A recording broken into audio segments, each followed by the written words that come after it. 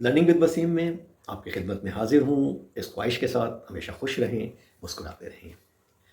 जैसा कि आप जानते हैं कि सिक्योरिटी एक बहुत बड़ा एलिमेंट होता है। हर इंसान चाहता है कि वो अपने लिए, अपनी औलाद के लिए, अपनी आने वाली जनरेशन के लिए कुछ चीज़ सिक्योर करे, और सिक्योरिटी में सबसे पहला नंबर आता है छत का।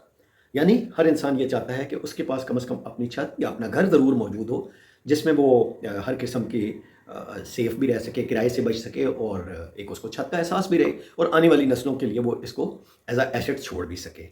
अब यहाँ 2 चीज़ें आ जाती हैं। जब हम घर की बात करते हैं, तो घर की इन्वेस्टमेंट में हमारे पास 2 ऑप्शन होते हैं, जो कि एक फ्लैट की सूरत में होता है, और दूसरा ये है कि हमारे पास घर की सूरत में होता है।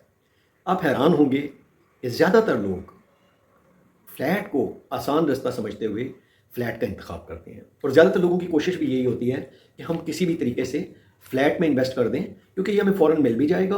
और आम तौर पे फ्लैट जो होता है वो आपके किसी भी शहर में मार्केट से या सिटी सेंटर से करीब होता है, जबकि घर अगर आप उसी रेंज में लेना चाहें तो वो थोड़ा सा सिटी सेंटर से दूर हो जाता है।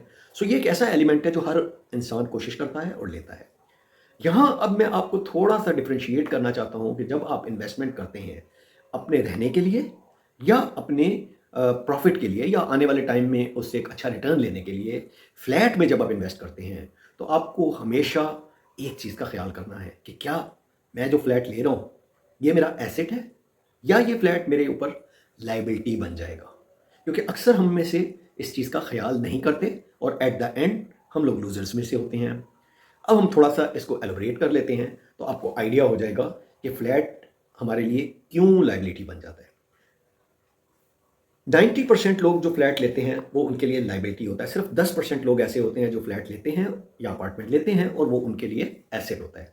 तो पहले हम लोग डिस्कस कर लेते हैं उन 90% का जो कि अपार्टमेंट भी लेते हैं और वो उनके लिए लाइबिलिटी बन जाता है। अब इसमें 2 तरह के लोग आ जाते हैं। एक तो वो लोग जिन्होंने ये अपार्टमेंट अपने लिए लेना होता है, उनकी अमाउंट पूरी नहीं होती, और वो ये सोच के कि चलो यार घर तो मेरा अपना हो जाएगा, वो अपार्टमेंट ले लेते हैं। कुछ उसमें वो बैंक से लोन ले लेते हैं, और कुछ उनके अपने पास पैसे होते हैं, और इस तरह वो अपार्टमेंट को लेकर उसकी किस्तें भी देना शुरू कर देते हैं और उसमें रहाइश भी इख्तियार कर लेते हैं।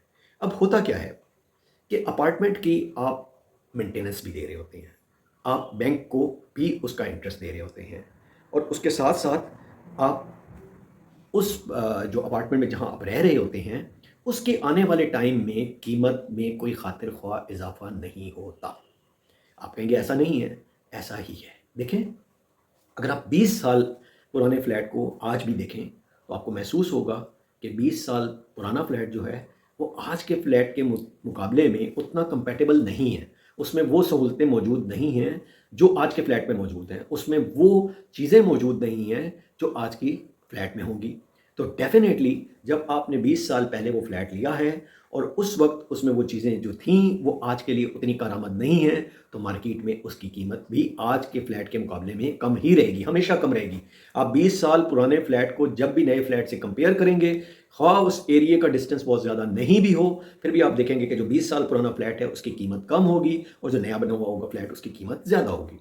साइमल्टेनियसली आप बैंक को रेट ऑफ इंटरेस्ट भी दे रहे हैं उस अमाउंट पे जो आपने 20 साल तक बैंक को देना है। तो 20 साल तक तो आपका फ्लैट वो आपकी अपने अपनी आपकी जायदाद या अपना आपका एसेट भी नहीं है।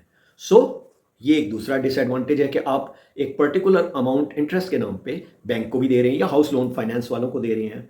और तीसरी चीज़ ये कि 20 साल बाद जब आप इस फ्लैट को अपनी रिक्वायरमेंट के मुताबिक इसमें कोई अल्टरेशन करना चाहेंगे तो वो भी नहीं कर सकते। क्यों? कि इसके लिए बिल्डिंग के बायलॉज आ जाएंगे, इसके लिए आपके ऊपर वाला फ्लैट वो शायद आपको इसकी इजाज़त ना दे, आपके नीचे वाले फ्लैट वाला शायद इसकी इजाज़त ना दे, तो आप इसमें अल्टरेशन भी नहीं कर सकेंगे। उसका मकसद क्या है कि जब आप अल्टरेशन नहीं कर सकेंगे तो आपका 20 साल पुराना फ्लैट हमेशा उसी हालत में रहेगा। आप उसको थोड़ा बहुत रिनोवेट ज़रूर कर सकते हैं, बट उसका मेन स्ट्रक्चर उसी हालत में रहेगा जो पुरानी तर्ज पे होगा, और वो नए वाले के साथ कंपैटिबल नहीं होगा। उसके साथ आप उसको कंपेयर नहीं कर सकेंगे, तो उसकी प्राइस भी कभी भी उस रेशो से आगे नहीं बढ़ेगी। यहाँ एक चीज़ और भी ज़हन में रखना ज़रूरी है कि अगर आप मिसाल के तौर पे बैंक को 10,000 रुपये पर मंथ अपने फ्लैट के ऊपर इंटरेस्ट दे रहे हैं। फॉर इंस्टेंस आपने 1 करोड़ का फ्लैट लिया है और उसमें आपने बैंक से 50 लाख का आपने उसमें फाइनेंसिंग कराया, या 20 लाख का उसमें आपने फाइनेंसिंग कराया, और उसके ऊपर आप बैंक को इंटरेस्ट दे रहे हैं 10,000 रुपये। तो कभी आपने ये कैलकुलेशन करने की ज़रूरत महसूस की है कि उसका जब आप SIP निकालेंगे यानी कंपाउंडिंग इंटरेस्ट निकालेंगे तो आपको महसूस होगा कि 20 साल में आप लगभग 1 करोड़ रुपया तो उसको दे चुके होंगे। सो हर तरीके से आप लॉस में हैं। अगर आप ऐसा फ्लैट खरीदते हैं जो कि जिसमें आपको इन्वेस्टमेंट करनी पड़ती है, बैंक से लेके इन्वेस्टमेंट करनी पड़ती है, इंटरेस्ट में इन्वेस्टमेंट करनी पड़ती है, तो ये कोई अच्छी इन्वेस्टमेंट नहीं है। दूसरी तरफ अगर आप सिर्फ फ्लैट को इस पर्पज़ के लिए लेते हैं कि आप उसको किराए पे देकर उससे कुछ कमा सकेंगे, तो वहाँ भी यही सोचना ज़रूरी है कि क्या उसका रेट ऑफ जो रिटर्न आ रहा है वो इस कदर है कि आपको 20 साल के अंदर अंदर ये फ्लैट फ्री हो जाए, अदरवाइज़ तो आप सिर्फ लूज़र होंगे।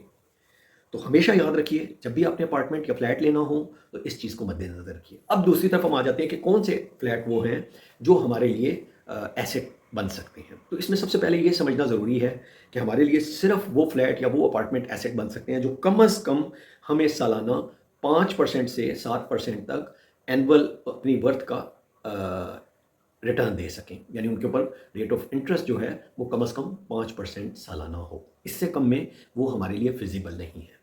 अब ये आप देख सकते हैं कि अगर आप 1 करोड़ का फ्लैट लेते हैं और उस पे 5% या 40,000 रुपये पर मंथ अगर आप समझते हैं कि उस पे रेंट आपको मिल रहा है, या आप अगर खुद रहते हैं और आप इतना ही किराया आपको बाहर भी देना पड़ता है और इसमें बैंक की इन्वॉल्वमेंट नहीं होती, तो उस सूरत में ये आपके लिए एक लायबिलिटी नहीं होगा, एसेट होगा, क्योंकि 20 साल में फिर ये आपको फ्लैट फ्री हो जाएगा और फिर इसकी एप्रिसिएशन वक्त के साथ साथ जो भी थोड़ी बहुत होगी वो आपको मिलेगी। लेकिन अगेन मैं यही कहूँगा कि अगर आपके पास ऑप्शन मौजूद है तो बजाय अपार्टमेंट पे जाने के आप physical property, physical house, physical land पे जाइए। देखिए बिल्डर्स बिल्डिंग्स बनाते रहेंगे और जिस तरह वो बिल्डिंग्स बनाते रहेंगे उनकी सप्लाई हमेशा कायम रहेगी। जब सप्लाई कायम रहेगी तो डिमांड से ज़्यादा सप्लाई हमेशा मौजूद रहेगी और आपकी प्राइस एक मखसूस लेवल से ऊपर नहीं जा सकेगी।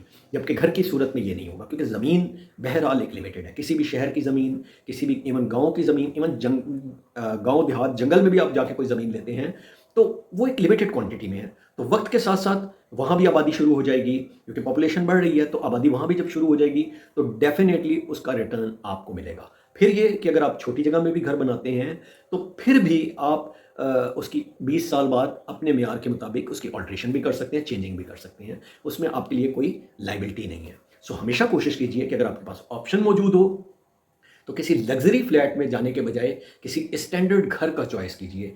किसी 1500 स्क्वायर फुट के या 2000 स्क्वायर फुट के फ्लैट में जाने के बजाय आप 1000 फुट के घर को प्रेफर कीजिए, क्योंकि ये वो चीज़ है, ये वो प्रॉपर्टी है जो आने वाले वक्त में आपके लिए ना सिर्फ एक छत का बाइस होगी, इसके वक्त के साथ साथ इसकी कीमत बढ़ेगी, प्लस ये एक शेल्टर का काम देगी और आने वाली जनरेशन इसको चेंज करके अपनी मर्ज़ी के मुताबिक इसमें हर किस्म की ऑल्ट्रेशन भी कर सकेगी। सो इस चीज़ को मद्देनज़र रखिए और जब भी इन्वेस्टमेंट कीजिए सोच समझ के कीजिए। इसी के साथ हमसे जुड़े रहिए ताकि हम आपको मज़ीद टिप्स देते रहें जो आपके लिए और आपकी आने वाली जनरेशन्स के लिए फ़ायदेमंद साबित हो सकें।